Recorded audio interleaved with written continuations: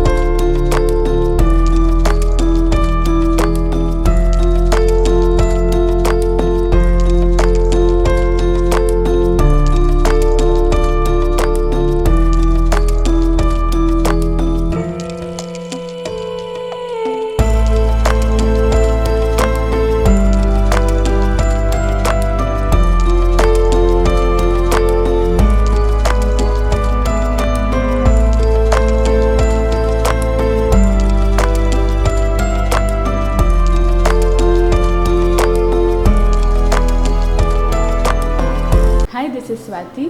Like చేయండి, share చేయండి, comment చేయండి అండ్ సబ్స్క్రైబ్ చేయండి GRTV. Hi, this is Monica. Please like, share and subscribe GRTV.